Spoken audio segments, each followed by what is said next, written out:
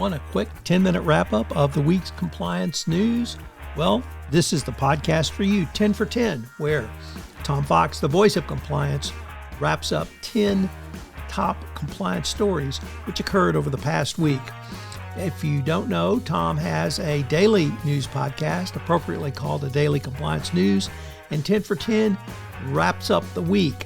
So get up on a Saturday morning, have a great cup of coffee, and check out 10 for 10, the podcast which gives you the week's top compliance news. Are you interested in upping your game in compliance through the use of AI and machine learning technology? Well, check out my latest book, Upping Your Game, How Compliance and Risk Management Move to 2030 and Beyond. You can check it out in the show notes. I've got a link to the purchase at Amazon.com. Upping Your Game. 10 for 10 for the week ending September 6, 2025. We begin with a couple of different stories about the termination of the now former CEO at Nestlé. The former CEO, Laurent Freeix, sorry for that pronunciation, was terminated over an undisclosed relationship with a subordinate violating the company's code of conduct. He'll be replaced by a long-time Nestlé executive.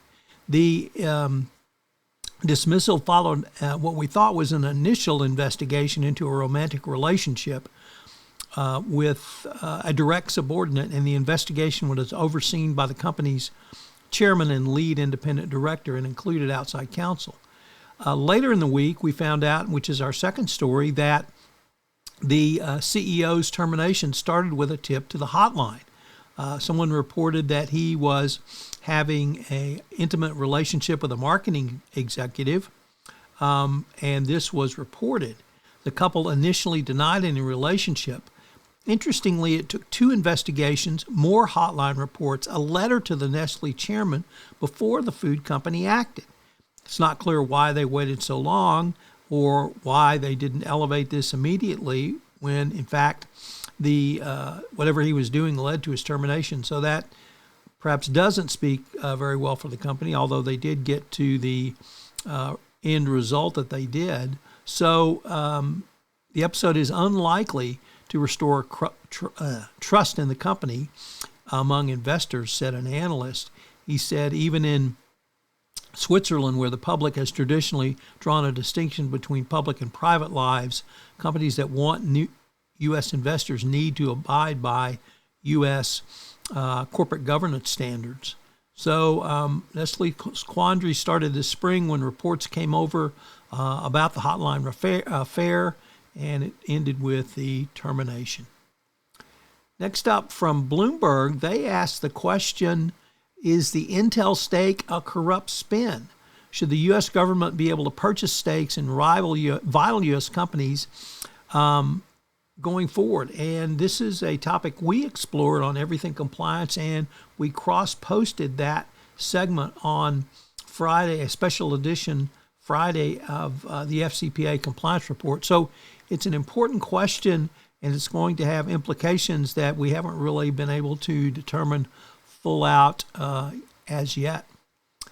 Next up, from the Wall Street Journal, the French Data Protection Authority fined Alphabet, Google, and Shine a total of $553.9 million over concerns the companies are flouting French regulations around cookies. The CNIL said that it had fined Google as a part of the regulator's broader attempt to regulate how larger technology companies are using cookies to track online users. It said that Google should have asked users' consent to display adverts and emails through Google promotions, and the CNIL had ordered the company to acquire valid user consent. I don't know about you, but they've certainly done no reaching out to me to see if it's valid. Our next story is the continuing saga of Boeing and its attempt to get out of any additional penalties from the Department of Justice. The DOJ already scrapped the DPA with a monitor and is now trying to get the court to approve an NPA with no monitor. And the court has asked the federal government to explain why he should accept an NPA that would allow Boeing to escape a criminal case for its role in the deadly 737 MAX crashes, and how that deal serves the public interest. It's a continuing saga, and we will certainly keep watch on that. Our next story touches on the endemic corruption and in Indonesia and how it badly needs new ideas to root out corruption. In an opinion piece in the South China Morning Post, it says that protests have sprung across the country and are a warning to the government and a wake-up call for better governance. Social media is filled with posts of the photos of lawmakers who've left the country to try to find safety.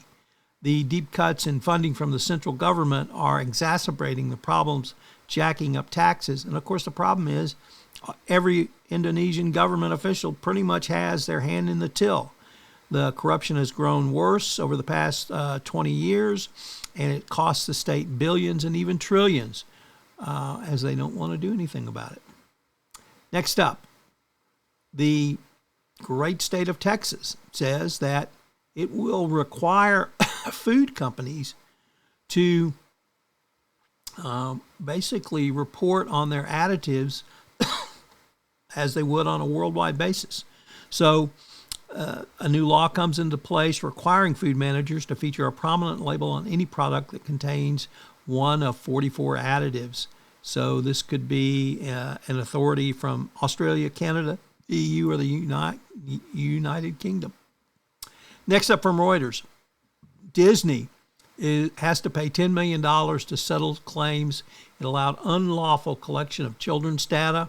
It's a sorry state of affairs for Disney. Nevertheless, they got caught, or at least allegations the company unlawfully allowed personal data to be collected from children who viewed kid-direct videos without notifying their parents.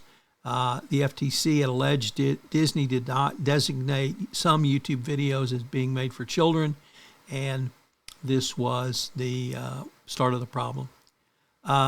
Next up, national security or xenophobia. Well, once again, the great state of Texas says that Chinese cannot own land in the state of Texas. How about that? Is that prejudice? It's anti-Asian, anti-immigrant, and against Chinese, specifically against Chinese. But the bill is targeting the, quote, malignant influence, end quote, of the Chinese in the United States, who are coercive, subversive, and malign, influence activities to weaken the United States, but not in the great state of Texas, because we're not going to let them own land. Boy, that's going to take care of it. Thanks, Texas. And our final story comes to us from the New York Times, and it's a bittersweet story about a Vietnam War hero, Randy Duke Cunningham, who was one of the very few ace fighter pilots in that war. He was later elected to Congress from San Diego, but he got caught up in a tax evasion and conspiracy to commit bribery scandal and was convicted or pled guilty and summarily kicked out of Congress. Or at least he had to resign. So he was, I think, a seminal figure in the Vietnam War, certainly one of the few bright spots for the American air power in becoming an ace. Later was, initially at least, a respected congressman, but he succumbed to the temptations in Washington and became corrupted by the system. And among the favors he accepted from defense contractors was a Rolls-Royce, free rent on a live-aboard yacht moored in the Potomac, and a sweetheart sale of his property in San Diego County. So farewell to Duke Cunningham. Once again, a bittersweet remembrance. I hope you have a great weekend, and I hope you'll join us again next week. This is Tom Fox again. 10 for 10 is a special production of the Compliance Podcast Network. I'd also urge you to check out the Daily Compliance News, which posts every